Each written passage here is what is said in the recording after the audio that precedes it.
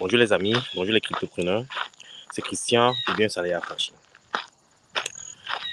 J'espère que vous prenez votre santé au sérieux, ok? J'espère que vous avez fait votre sport du dimanche.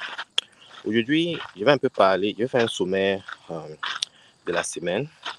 J'ai fait des recherches, il n'y a pas beaucoup d'actualités. Mais il y a une très grande actualité, c'est la sortie de la fête mercredi dernier, ok? Ce qu'il faut retenir de cette sortie, c'est que la fête américaine, la Réserve fédérale américaine compte maintenir les taux d'intérêt entre les taux directeurs entre 5,25 et 5,50. C'est quoi un taux directeur? Le plus souvent, dépendamment des conditions macroéconomiques, dans le but de lutter contre l'inflation, la Réserve fédérale a pour but de hausser les taux directeurs. Les taux directeurs, en quelque sorte, sont les taux à travers lesquels les banques prêtent aussi. Okay? Si le taux directeur de la Fed est élevé, ça veut dire que les banques devraient prêter à un taux élevé. Et nous, les individus qui empruntons, ou les commerces, les entreprises qui empruntons aux banques, le plus souvent, le taux des banques est plus élevé que les taux directeurs. Okay? Ceci a pour but de rendre l'accès au crédit difficile, la circulation monétaire rare. Okay? C'est ça le but pour lutter contre l'inflation. En quelque sorte, pour réduire l'expansion économique, créer le chômage et autres. Donc, la Fed a décidé de faire une pause pour l'instant. Néanmoins, certains analystes, même certaines personnes du bureau de la Fed, estiment que d'ici la fin de l'année, il y aura une autre hausse. Okay? Et plusieurs analystes, plusieurs économistes de renom estiment que pendant le premier quart et le deuxième quart de l'année prochaine, il y aura encore d'autres hausses pour lutter contre l'inflation. Et ça va créer en quelque sorte une récession. Et fort probable une dépression. Okay? Dans ce cas-là, beaucoup de gens vont perdre leur emploi. Les entreprises vont aller en faillite. Il y aura beaucoup de personnes qui ne pourront plus payer leur maison parce que les taux d'intérêt sont élevés. L'accès au crédit devient difficile. Donc, il y aura beaucoup de maisons sur le marché. Ça va créer en quelque sorte un crash ou un semi-crash au niveau de l'immobilier. Et là, quand les gens vont sentir cette douleur-là, okay, l'inflation va baisser parce qu'il n'y aura plus assez de consommation. Okay? Mais on estime que ces derniers temps-ci, le taux d'inflation est monté. Par exemple, au Canada, c'est passé de 3,3 à 4%. Okay? C'est monté. Alors qu'en juin, c'était à 2,7%. Aux États-Unis, c'est aussi le cas, mais ceci est un peu plus lié au prix des hydrocarbures. Okay? Ce n'est pas plus lié à la consommation. Plus le prix des hydrocarbures augmente, tout augmente. Okay? Donc, ce n'est pas parce que les gens consommaient beaucoup, c'est parce que les hydrocarbures ont poussé les prix vers la hausse. Maintenant, qu'est-ce qu'il faut retenir en tant qu'investisseur?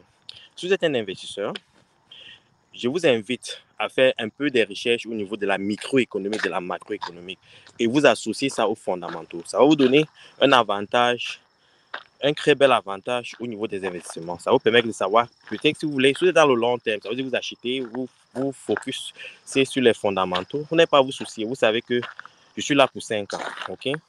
Pour 5 ans, vous n'avez pas de problème. Vous savez que parce que l'économie est cyclique, vous allez tomber sur le bon cycle et vous pourrez sortir. Okay? Mais si vous êtes là pour le coup à moyen terme, il faut comprendre ces facteurs macro et microéconomiques. Même au niveau de vos investissements personnels, même au niveau de vos dépenses personnelles, ça vous permet de bien gérer vos budgets. Donc, on estime qu'après ces périodes de récession, les banques, le gouvernement et la Fed seront maintenant obligés de réduire les taux d'intérêt. Quand ils réduisent les taux d'intérêt, les gars, ce n'est pas quand ils augmentent de quelques points, 0,25, 0,50 et autres. Mais quand ils commencent à baisser, ça baisse plus rapidement. Ils baissent de 2%, 1%. Et ceci, c'est pour créer une période d'expansion. Et le plus souvent, les périodes d'expansion sont plus longues. Les bonnes périodes d'économie sont plus longues que les mauvaises périodes. Okay? C'est ça la bonne nouvelle. Donc, ceci n'est pas un conseil financier. L'année prochaine, au troisième quart de l'année, c'est là que le bull run va arriver, les gars. Et le halving commence en avril. Vous voyez, ça commence à préparer, c'est le début du bull run. Ça commence à préparer le bull run. Et le summum du bull run, c'est en 2025. Et je vous invite à suivre cette chaîne. Je vous dirai quand sortir. Ne faites pas l'erreur que les autres ont fait la dernière saison. J'ai invité les gens à sortir progressivement Certains se sont fait beaucoup d'argent et ils ont tout perdu. Bon, ils ont perdu en valeur USDT, mais ils ont tué leur crypto-monnaie, mais ils ne sont pas sortis. OK? Mais certains, bon, peut-être ils ont des visions à long terme, ce qui est aussi une bonne chose. OK? Ça dépend de la stratégie de chacun. Bon, maintenant, au niveau des fondamentaux, je vais aussi profiter pour vous donner des crypto-monnaies qui seront, à mon avis, là dans 10 ans. OK? Des crypto-monnaies qui agressent des problèmes uniques, qui ont des développeurs, des ingénieurs, une équipe solide sur place et qui ont déjà fait leurs preuves. Ça veut dire qu'ils ont déjà une forte communauté, il y a déjà une forte adoption de ces crypto-monnaies-là. OK? Et aussi, dans une autre vidéo, je vais faire une vidéo où, dépendamment de votre risque de tolérance, de votre tranche d'âge, dans quel crypto vous pourrez investir. Je vais le faire plus tard. Je ne vais pas parler de ça ici. Mais néanmoins, je vais parler des fondamentaux parce qu'il parle des micro et des macroéconomiques. Je pense que des projets comme le Bitcoin, Ethereum, Chainlink, en quelque sorte, c'est l'oracle de la blockchain. Okay? C'est Chainlink qui connecte le monde traditionnel, l'économie traditionnelle de l'entreprise traditionnelle à la blockchain. Toutes les entreprises dans le monde qui vont interagir avec la blockchain auront besoin de l'oracle et l'oracle de la blockchain, c'est Chainlink. Il est même fort probable dans le futur que Chainlink dépasse des projets comme Ethereum. Oui. Ce sont des projets qui prennent le temps pour être adoptés parce que ce sont les entreprises, quand les étudiants vont commencer à entrer, ils ont besoin de Chainlink. Et les prix de Chainlink vont monter. C'est un super bon projet. En termes de fondamentaux, il n'y a pas dans la blockchain un projet aussi solide que Chainlink. OK? Donc, Ethereum, le Bitcoin, Ethereum, Chainlink.